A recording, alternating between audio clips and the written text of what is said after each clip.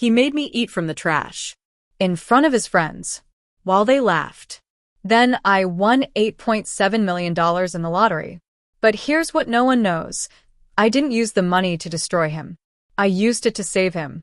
And that's what absolutely ruined him. My name is Maya. 3 years ago, my husband Derek destroyed me. He starved me. Controlled every dollar. Made me sleep on the floor while he had a king-sized bed because I didn't deserve comfort. One night, his friends came over. Someone spilled buffalo wings.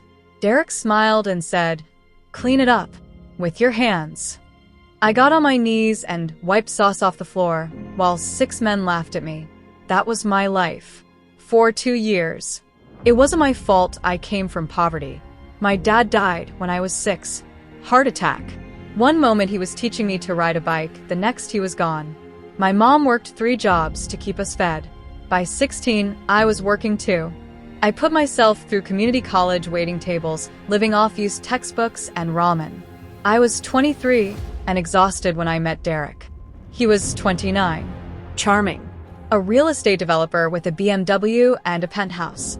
He'd tip me $100 on a $20 breakfast and tell me I was too beautiful to be wasting my life here.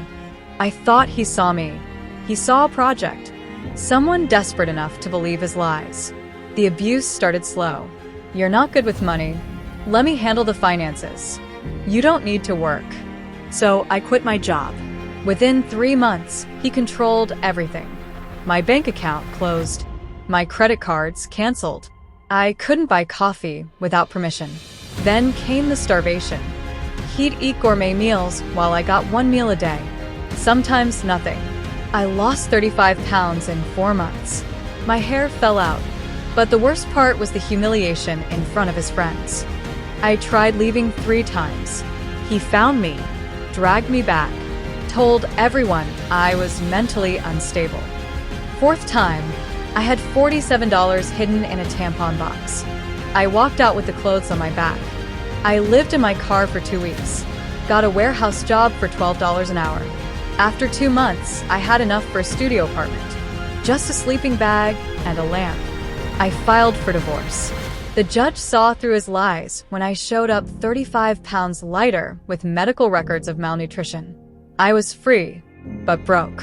1 year later, I was making $16 an hour as a warehouse supervisor. Every Friday, I bought 1 lottery ticket. $2. My only luxury. March 17th, I checked my phone during my break and saw the winning numbers. All 6 matched. $8.7 million. I sat there shaking, staring at that ticket. The universe had just handed me a weapon. I didn't buy a penthouse. I vanished. Changed my name to Mia Reeves. Cut my hair.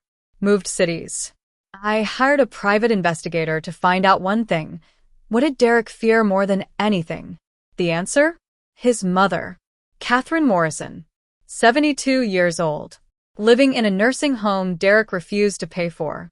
He dumped her there 5 years ago when she got dementia.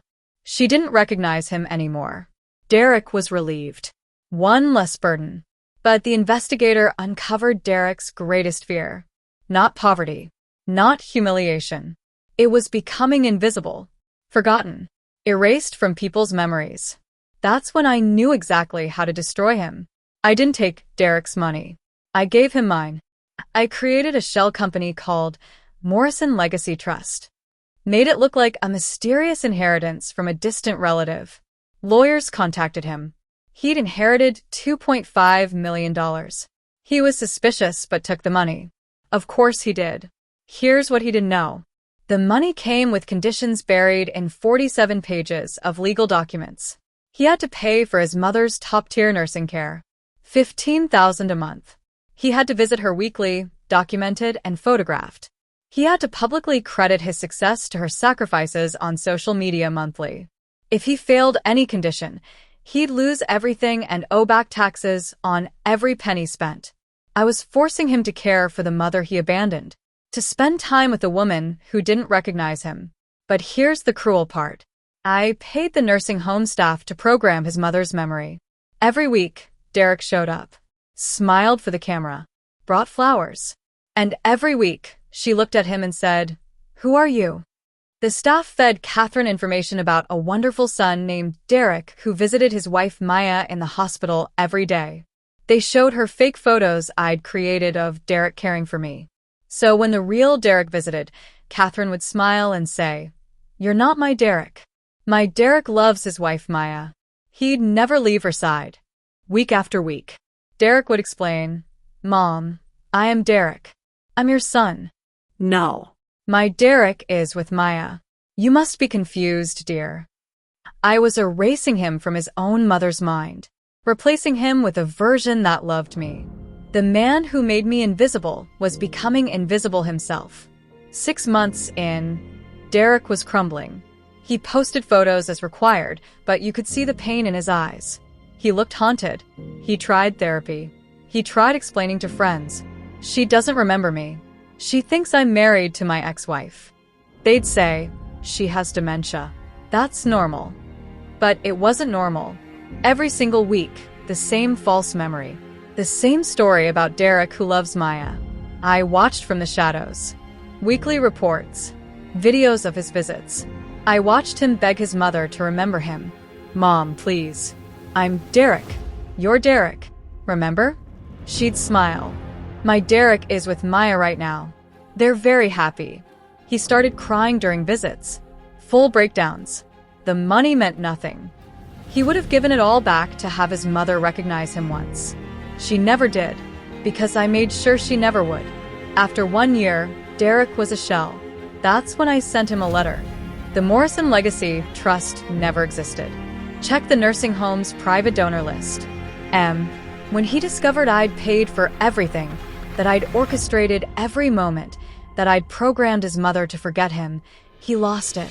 He called my lawyer screaming, "She can't do this. This is torture." My lawyer replied calmly, "Your mother's care is paid in full for 10 years. You're welcome to stop visiting. Of course, you'll have to return the $2.5 million you spent, plus taxes." He didn't stop visiting. He couldn't. He'd spent the money. Now he was trapped visiting a mother who would never remember him, forever hearing about how much Derek loves Maya. Derek didn't lose his money. He didn't lose his reputation. He lost something worse. His identity. His mother's memory. The chance to be seen by the one person whose opinion mattered. I made him live a life where he's forced to care for someone who thinks he's a better man than he is. Where every week he hears about a version of himself that loved me. The cruelest part? He can never escape. Because the moment he stops, he loses everything. So, he'll visit his mother every week for the rest of her life. Smile for photos. Bring flowers. And she'll look at him like a stranger and say, "My Derek is with Maya." That's revenge.